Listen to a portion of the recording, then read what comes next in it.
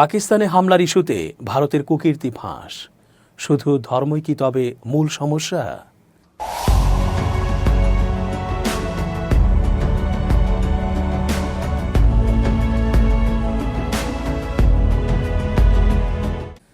আসসালামু আলাইকুম প্রিয় দর্শক, আমন্ত্রণ আজকের আলোচনায়। চেঞ্জ টিভির আন্তর্জাতিক চোখ অনুষ্ঠানে এস.জে. রতন স্বাগত জানাচ্ছি। ভারত রাষ্ট্রটি ঠিক ওই ইসরায়েলের মতোই, তাই তো ইসরায়েলও ভারতকে সাপোর্ট করছে। চোরে চোরে মাসতুতো ভাই।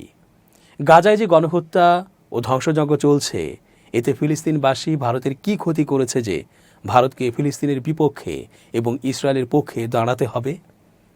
এর অর্থই হচ্ছে কেউ কেউ বলতে চান অন্য কোনো ব্যাখ্যার চেয়ে ভারত বরং মুসলমানদেরকে অযথায় টার্গেট করছে এবং তাদের প্রতি হিংসা পোষণ ও ঈর্ষান্বিত হয়ে যুদ্ধ বাঁধিয়ে দিচ্ছে।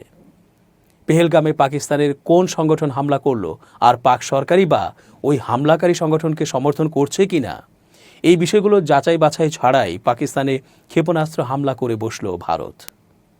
এর অর্থ শুধু ভূ রাজনৈতিক মোড়লগিরি বজায় রাখার জন্য নয়, বরং ওই ইসরায়েলের মতোই মুসলমান নিধনেরও ঘৃণ্য পরিকল্পনা। ইতোমধ্যে ইত্তাকার বিষয় নিয়ে ভারতের কুকীর্তির বিষয়ও ফাঁস হয়ে সামনে এসেছে। বিশ্লেষকরা তা নানাভাবে বর্ণনা করছেন। 7 মে 2025 তারিখে ভারতের অপারেশন সিঁদুর নামে পাকিস্তানে ভারত পরিচালিত ক্ষেপণাস্ত্র হামলা এবং পরবর্তীতে পাকিস্তানের প্রতিক্রিয়ায় দক্ষিণ এশিয়ায় ধর্মভিত্তিক উত্তেজনা নতুন মাত্রা পেয়েছে। এই সামরিক সংঘাত কেবল সীমান্তে নয়, বরং ধর্মীয় পরিচয় ও জাতীয়তাবাদকে কেন্দ্র করে উভয় দেশের অভ্যন্তরেও গভীর প্রভাব ফেলছে। সংঘাতের প্রেক্ষাপট: 22 এপ্রিল 2025 ভারতের পেহেলগামে একটি সন্ত্রাসী হামলায় 26 জন পর্যটক নিহত হন, যার মধ্যে 25 জন হিন্দু এবং একজন নেপালি নাগরিক ছিলেন। ভারত এই হামলার জন্য পাকিস্তান ভিত্তিক জঙ্গি সংগঠন লস্কর-ই তৈয়বা ও জইশ-ই-মোহাম্মদকে দায়ী করে। এর প্রতিক্রিয়ায় ভারত 7 মে পাকিস্তানের বাহওয়ালপুর, মুরিদকে ও মুজাফরাবাদ সহ 9টি স্থানে ক্ষেপণাস্ত্র হামলা চালায়, যেগুলোকে সন্ত্রাসী ঘাঁটি হিসেবে চিহ্নিত করা হয়েছিল। পাকিস্তান এই হামলাকে অযৌক্তিক আগ্রাসন বলে আখ্যায়িত করে এবং প্রতিশোধের ঘোষণা দেয়। পাকিস্তানের প্রধানমন্ত্রী শাহবাজ শরীফ বলেন, প্রত্যেক ফোঁটা রক্তের প্রতিশোধ নেওয়া হবে।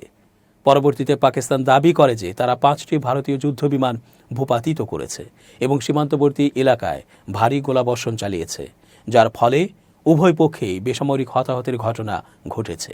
ধর্মীয় উত্তেজনার উত্থান: এই সামরিক সংঘাতের ফলে ধর্মীয় উত্তেজনা বৃদ্ধি পেয়েছে। ভারতে হিন্দু জাতীয়তাবাদী গোষ্ঠীগুলো পাকিস্তানের বিরুদ্ধে কঠোর অবস্থান গ্রহণ করেছে, যা মুসলিম সম্প্রদায়ের মধ্যে উদ্বেগ সৃষ্টি করেছে। অন্যদিকে পাকিস্তানে ভারতীয় হামলায় মুসলিম নাগরিকদের মৃত্যু এবং ধর্মীয় স্থাপনার ক্ষতি ধর্মীয় অনুভূতিতে আঘাত এনেছে, যা হিন্দু সম্প্রদায়ের প্রতি বিদ্বেষ বাড়াতে পারে।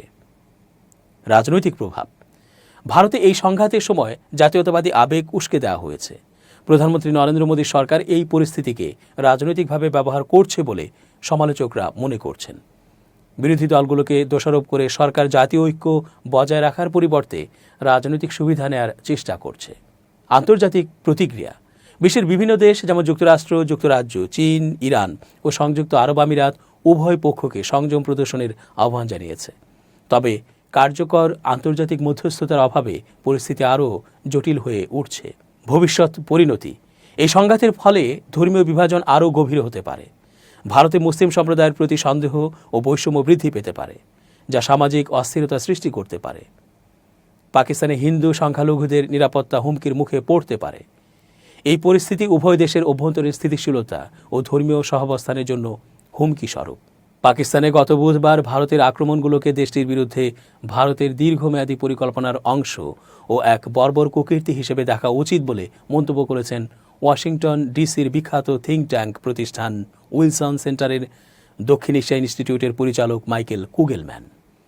পাকিস্তানের বিরুদ্ধে ভারতের সামরিক পদক্ষেপ না নেওয়া প্রধানমন্ত্রী নরেন্দ্র মোদীর সরকারের জন্য রাজনৈতিকভাবে ব্যয়বহুল হতো বলে মন্তব্য করে কুগেলম্যান বলেন, বুধবার ভারতের হামলাটি ছিল একটি উচ্চমাত্রার শক্তি প্রয়োগ, যা 1971 সালের যুদ্ধের পর সবচেয়ে বড় সামরিক পদক্ষেপ। পাকিস্তানের প্রচলিত সামরিক শক্তির প্রেক্ষাপটে ভারতের সামরিক বিকল্পগুলো তুলনামূলকভাবে সীমিত বলে মন্তব্য করে কুগেলম্যান আরও বলেন, ভারতের এই হামলাগুলো দীর্ঘমেয়াদী কৌশল হিসেবে শেষ পর্যন্ত উচ্চাকাঙ্ক্ষী বলে প্রমাণ হতে পারে, কারণ এর ফলে ভারতের বিরুদ্ধে অসন্তোষ দানা বেঁধে উঠতে পারে। 7 মেতে অনুষ্ঠিত ফরেন পলিসি ম্যাগাজিনের উইকলি সাউথ এশিয়া ব্রিফিংয়ে নিজের লেখায় এমন মন্তব্য করেন বিগত 2 দশক ধরে দক্ষিণ এশিয়ার ভূ রাজনীতির মার্কিন গবেষক মাইকেল কুগেলম্যান। পেহেলগামের কাছে ভারতের নিয়ন্ত্রিত কাশ্মীরে উগ্রপন্থীদের হাতে 26 জন পর্যটক নিহত হওয়ার 2 সপ্তাহ পর ভারত পাকিস্তানের বিরুদ্ধে সামরিক ব্যবস্থা নেয়, কারণ ভারত মনে করে এই হামলাকারীদের পেছনে পাকিস্তানের মদদ রয়েছে। ইসলামাবাদ এই হামলার সঙ্গে জড়িত থাকার কথা অস্বীকার করেছে। স্থানীয় সময় বুধবার ভোরে ভারত সরকারের এক বিবৃতি অনুযায়ী পাকিস্তান শাসিত কাশ্মীর এবং পার্শ্ববর্তী পাঞ্জাব প্রদেশে 9টি সন্ত্রাসী ঘাঁটিতে হামলা চালানো হয়। বিবৃতিতে আরও বলা হয়েছে, এই হামলাগুলোতে সামরিক লক্ষ্যে আঘাত হানা হয়নি এবং এগুলো উত্তেজনা বৃদ্ধির উদ্দেশ্যে করা হয়নি। পাকিস্তান ভারতীয় এই হামলাকে যুদ্ধের পদক্ষেপ বলে নিন্দা জানায় এবং দাবি করে যে এসব হামলায় একটি মসজিদ সহ বেসামরিক স্থাপনাগুলো লক্ষ্যবস্তু ছিল এবং অন্তত 26 জন নিহত হয়েছেন। এর পরপরই পাকিস্তান পাল্টা প্রতিক্রিয়ায় সীমান্তে ভারী গোলাবর্ষণ শুরু করে এবং দাবি করে যে তারা ভারতের 5টি যুদ্ধবিমান ভূপাতিত করেছে। নয়াদিল্লি স্বীকার করেছে যে তাদের 2টি বিমান ভেঙে পড়েছে, তবে এ নিয়ে বিস্তারিত কিছু জানায়নি। সামরিক পদক্ষেপ না নেওয়া ভারতের প্রধানমন্ত্রী নরেন্দ্র মোদীর সরকারের জন্য রাজনৈতিকভাবে ব্যয়বহুল হতো, কারণ তার সরকার সন্ত্রাসের বিরুদ্ধে কঠোর অবস্থানের জন্য পরিচিত এবং পেহেলগাম হামলার নিষ্ঠুরতার কারণে অভ্যন্তরীণ চাপের মুখে ছিল। ভারত তার শক্তি প্রদর্শনের ইঙ্গিত আগেই দিয়েছিল এবং সম্প্রতি ক্ষেপণাস্ত্র পরীক্ষা চালিয়েছে ও দেশের বিভিন্ন স্থানে সিভিল ডিফেন্স মহড়া দিয়েছে। আগামী দিনগুলোতে সংকটের সামরিক দিকগুলোর ওপর নজর থাকবে সবার। ভারতের এই হামলা ছিল পাকিস্তানের বিরুদ্ধে এক উচ্চমাত্রার শক্তি প্রয়োগ, যা সম্ভবত 1971 সালের যুদ্ধের পর সবচেয়ে বড় সামরিক পদক্ষেপ।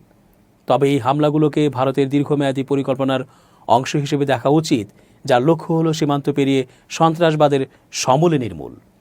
পেহেলগাম হামলার পর থেকে ভারত পাকিস্তানের বিরুদ্ধে বেশ কিছু অসামরিক প্রতিশোধমূলক পদক্ষেপ নিয়েছে, যেগুলোর কিছু ছিল নজিরবিহীন। নয়াদিল্লি ইসলামাবাদ থেকে সব ধরনের আমদানি বন্ধ করে দিয়েছে, এমনকি তৃতীয় দেশের মাধ্যমে আসা বাণিজ্যও বন্ধ করেছে। 2 দেশের একমাত্র স্থল সীমান্ত বন্ধ করে দিয়েছে এবং প্রথমবারের মতো সিন্ধু পানি চুক্তি স্থগিত করেছে, যা একটি আন্তঃসীমান্ত পানি ব্যবস্থাপনা চুক্তি। ভারত পাকিস্তানের আন্তর্জাতিক অর্থদাতাদের কাছ থেকেও চাপ সৃষ্টির চেষ্টা করছে, যাতে তারা পাকিস্তানের প্রতি সহায়তা কমিয়ে আনে এবং সম্ভবত একটি প্রভাবশালী বৈশ্বিক সন্ত্রাস অর্থায়ন পর্যবেক্ষক সংস্থার মাধ্যমে ইসলামাবাদের কার্যকলাপ খতিয়ে দেখার চেষ্টা করবে। পাকিস্তানের অর্থনীতিকে লক্ষ্য করে পানির ঘাটতিকে কাজে লাগিয়ে এবং আন্তর্জাতিক মহলে তাকে একঘরে করে নয়াদিল্লি দীর্ঘমেয়াদী খেলায় নামছে, যার লক্ষ্য হল ভারত বিরোধী সন্ত্রাসীদের বিরুদ্ধে পদক্ষেপ না নেয়ার মূল্য ইসলামাবাদকে চুকাতে বাধ্য করা। ভারতের এই বহুমুখী চাপ প্রয়োগের কৌশল সম্ভবত এই উপলব্ধি থেকে এসেছে যে পূর্বের সীমিত সামরিক প্রতিক্রিয়াগুলো সীমান্ত পেরিয়ে সন্ত্রাসবাদের লাগাম টানতে যথেষ্ট ছিল না। উপরন্তু পারমাণবিক প্রতিরোধ এবং পাকিস্তানের প্রচলিত সামরিক শক্তির প্রেক্ষাপটে ভারতের সামরিক বিকল্পগুলো তুলনামূলকভাবে সীমিত, যা বুধবারের পদক্ষেপের মতো নির্দিষ্ট এবং নিয়ন্ত্রিত কার্যকলাপের মধ্যেই সীমাবদ্ধ। তবে শেষ পর্যন্ত এই দীর্ঘমেয়াদী কৌশল হবে উচ্চাকাঙ্ক্ষী। ভারত পাকিস্তান বাণিজ্য এমনিতেই সীমিত ছিল, তাই সেটি বন্ধ করলেও বড় অর্থনৈতিক প্রভাব পড়বে না এবং পাকিস্তানকে একঘরে করা সহজ হবে না, কারণ চীন ও সৌদি আরব তার ঘনিষ্ঠ মিত্র, আর যুক্তরাষ্ট্র, কাতার, সংযুক্ত আরব আমিরাত ও তুরস্কের মতো প্রভাবশালী বৈশ্বিক শক্তিগুলোর সঙ্গেও পাকিস্তানের ঘনিষ্ঠ সম্পর্ক রয়েছে। তাছাড়া পাকিস্তান এমন বহুপাক্ষিক ফোরামে অংশ নেয় যারা তার পক্ষে দাঁড়ায়, যেসব ক্ষেত্রে ভারত সত্যি ক্ষতি করতে পারে, যেমন দীর্ঘমেয়াদী পানি নিয়ন্ত্রণমূলক অবকাঠামো নির্মাণ, তা ইসলামাবাদকে আরও ক্ষুব্ধ করতে পারে এবং সে ভারত বিরোধী শক্তিগুলোর সঙ্গে সম্পর্ক আরও গভীর করতে পারে। এই ধরনের পদক্ষেপ সরাসরি সন্ত্রাসীদেরও উস্কে দিতে পারে। পাকিস্তান ভিত্তিক আতঙ্কের কারণ হিসেবে পরিচিত লস্করি তৈয়বা অতীতে ভারতের পানি চুরির অভিযোগ তুলে ভারতের বিরুদ্ধে হামলার হুমকি দিয়েছে। মূল বিষয়টি হলো 4 বছরের আপাত শান্তির পর ভারত পাকিস্তান সম্পর্ক এখন এক গভীর শীতলতায় প্রবেশ করছে। 2 দেশের মধ্যে এখনই সীমিত সামরিক সংঘর্ষের ঝুঁকি রয়েছে, তবে এর বাইরে ভারতের এক বহুমুখী প্রেশার ক্যাম্পেইনের মুখোমুখি পড়তে যাচ্ছে পাকিস্তান, যার লক্ষ্য হলো এমন এক সন্ত্রাসী হুমকিকে দমন করা যা ভারত এতদিনেও নিয়ন্ত্রণে আনতে পারেনি। 7 মে 2025-এর ভারত পাকিস্তান সংঘাত কেবল সামরিক নয়, বরং ধর্মীয় ও সামাজিক স্তরেও গভীর প্রভাব ফেলেছে। এই পরিস্থিতি মোকাবেলায় উভয় দেশের উচিত সংযম প্রদর্শন করা, আন্তঃধর্মীয় সংলাপ বাড়ানো এবং আন্তর্জাতিক সম্প্রদায়ের সহায়তায় শান্তিপূর্ণ সমাধানের পথে অগ্রসর হওয়া। দর্শক, আজ এ পর্যন্তই। শুভকামনা। changetv.press, এক ফোঁটা হলুদও নেই।